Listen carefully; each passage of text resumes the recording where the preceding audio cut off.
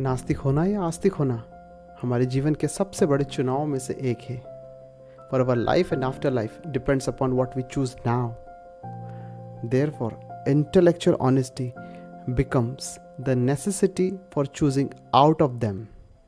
नास्तिक या आस्तिक होने के context में I found that I was immature because I was taking the things based on the understanding of others and I wasn't applying the wisdom and the knowledge which I had. Therefore, many a time I felt that I was not justifying the knowledge which I had based on my education. So now gradually when I am getting mature, मैंने बातों को गहराई से समझने और जानने का प्रयास किया और इस जर्नी में मैंने कुछ अनअवॉइडेबल क्वेश्चंस के आंसर्स को पाया जिससे मैं अपनी लाइफ और आफ्टर लाइफ दोनों को सिक्योर कर पाया हूँ. Therefore, I want to share you the same wisdom and understanding to secure your life and afterlife, and also to prevent you from making wrong choice between atheism and theism. Therefore, let's dive into the reasoning कि आपको नास्तिक क्यों नहीं होना चाहिए. अब जो भी नास्तिक हैं उनके पास एथिज्म के, अपने नास्तिकवाद के ये 5 बिलीफ जो करते हैं उनके साइंटिफिक और लॉजिकल एक्सप्लेनेशन होना ही चाहिए. यदि वह इन 5 बिलीफ्स के साइंटिफिक और लॉजिकल एक्सप्लेनेशंस नहीं दे पाते हैं तो वह अनजस्टिफाइड कर रहे हैं अपने नास्तिक होने पर, क्योंकि वह मिरेकल्स पर विश्वास करते हैं. जैसा कि नास्तिक कहते हैं कि वह साइंटिफिक बातों पर विश्वास करते हैं और साइंस मिरेकल्स पर विश्वास नहीं करता, तो फिर ये मिरेकल्स पर विश्वास क्यों कर रहे हैं.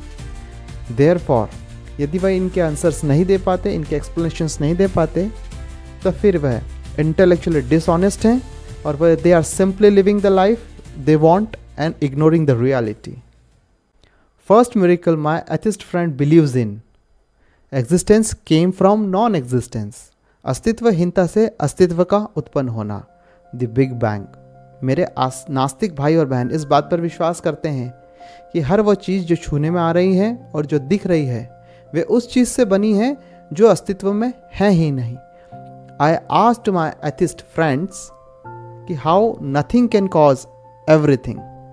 Because there is always a designer for a design, painter for a painting, and a builder for a building.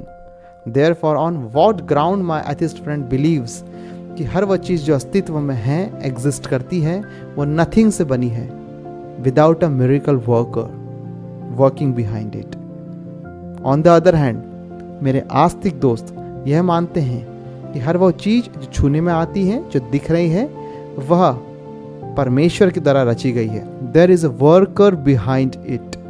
So what is more reasonable, what is more logical to accept कि हर वो चीज़ nothing से बनी है जो existence में है, या there is someone who is the builder of this cosmos. और मेरे नास्तिक फ्रेंड कहते हैं कि वह साइंटिफिकल है. Second miracle my atheist friends believes इन. अब यदि हम यह मान भी लें एक पल के लिए कि existence came from non existence, पर मेरे नास्तिक भाई और बहन यह कैसे सिद्ध करेंगे कि ऑर्डर केम फ्रॉम केओस, अव्यवस्था से व्यवस्था उत्पन्न होना. अब कैसे कोई एक विस्फोट दैट इज बिग बैंग से व्यवस्था उत्पन्न हो सकती है, क्योंकि विस्फोट का परिणाम अव्यवस्था को लाता है, केओस को लाता है, व्यवस्था को नहीं, ना ही ऑर्डर को. चलिए अब इसे एक एग्जाम्पल से समझते हैं. मान लीजिए यदि कोई क्रैकर बर्न करता है तो क्या ब्लास्ट से निकला कचरा सीधी एक ही लाइन में अरेंज होता है या रैंडमली इधर उधर स्कैटर्ड होता है. बट मेरे एथिस्ट फ्रेंड यह विश्वास करते हैं कि स्टार्स और प्लैनेट्स जो इतने एक्यूरेटली वर्किंग कर रहे हैं, अरेंजमेंट जो इनका है वो बिग बैंग के ब्लास्ट से हुआ है. The point is which is not practically possible. The probability of happening of this event is very less. Also, my theist friend, जो मेरे आस्तिक दोस्त हैं, वह यह विश्वास करते हैं कि इस अरेंजमेंट के पीछे, स्टार्स और सन के वर्किंग के पीछे किसी का हाथ है और वह परमेश्वर है. तो which is or what is more logical to accept? There is someone behind this happening or there is no one behind this happening. Third miracle my atheist friends believes in. That the life came from non-life. जीवन निर्जीव से उत्पन्न हुआ है. चलिए एक पल के लिए मान भी लेते हैं कि ऑर्डर केम फ्रॉम केओस. तो मेरे नास्तिक भाई और बहन यह कैसे एक्सप्लेन करेंगे कि life is coming from non life? Scientifically आज तक ये प्रूव नहीं हुआ है that the life is coming from non life, कि जीवन एक मैटर से बना है, एक पदार्थ से बना है।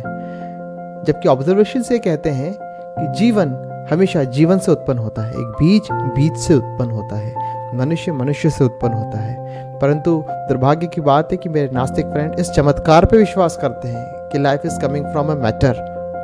सो मेरे प्रिय भाई और बहनों, what is more reasonable to believe, what is more logical to believe कि life is coming from a God, the miracle worker behind working everything. अब एक पल के लिए यह भी मान लिया जाए कि life came from non life, तो मेरे नास्तिक भाई और बहन इस बात को कैसे एक्सप्लेन करेंगे that the reason came from non reason? This is the fourth miracle my atheist friend believes in, कि तार्किकता अतार्किकता से उत्पन्न हुई।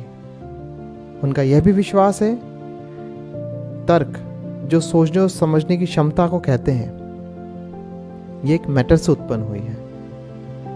अब चूंकि मैटर में ना तो कुछ सोचने और समझने की क्षमता होती है, ना योग्यता होती है, तो फिर हम ह्यूमन बींग्स में कैसे इस चीज़ की सोचने और समझने की क्षमता उत्पन्न हुई? इस बात का जवाब मेरे नास्तिक फ्रेंड दें। देयरफॉर उनके पास कोई भी उत्तर इस बात का लॉजिकल और साइंटिफिकली बेस्ड नहीं है।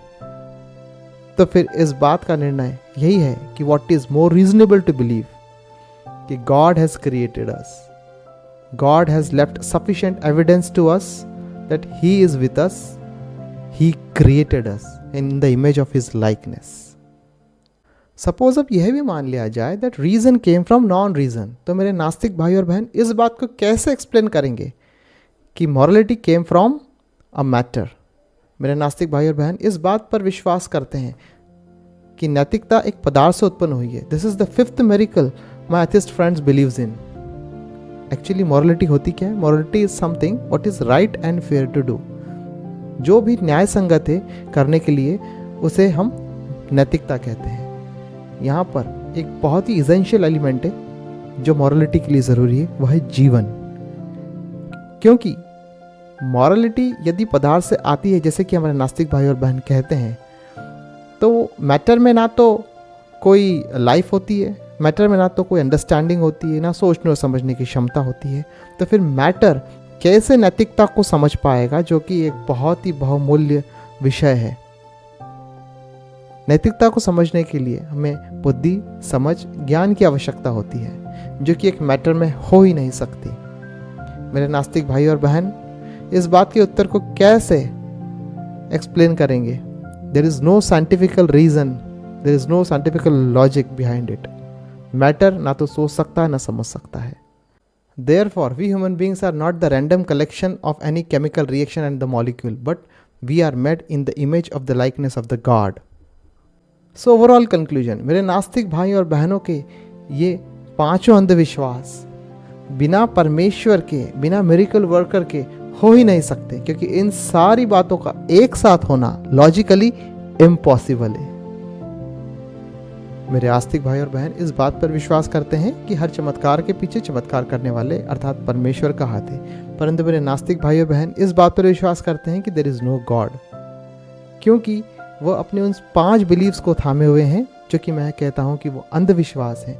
उनके पास उस बात के कोई भी लॉजिकल एक्सप्लेनेशंस नहीं है, इसीलिए वो बौद्धिक रूप से ईमानदार नहीं है, इंटेलेक्चुअली डिसऑनेस्ट है। इस वीडियो के द्वारा मैं आपसे रिक्वेस्ट करता हूं कि यदि आप आस्तिक या नास्तिक होने का चुनाव करते हैं, तो इन 5 बिंदुओं को जो स्क्रीन पर आपको अभी दिख रहे हैं, आप जब तक इनके एक्सप्लेनेशंस को ना जान लें, तब तक इस बात का निर्णय ना लें कि आप एक नास्तिक हैं। आई होप आपके आध्यात्मिक ज्ञान को बढ़ाने में इस वीडियो के द्वारा मदद मिली होगी। सच्चे परमेश्वर को और नज़दीक से समझने के लिए शब्दों पर अपनी अच्छी पकड़ बनाएं। लेफ्ट वीडियो पर क्लिक करके आप फेथ और बिलीव, और राइट वीडियो पर क्लिक करके आप ऑनेस्टी और लॉयल्टी जैसे महत्वपूर्ण शब्दों को समझकर अपने आत्मिक ज्ञान में बढ़कर सच्चे परमेश्वर को ढूंढ सकते हैं। Thank you.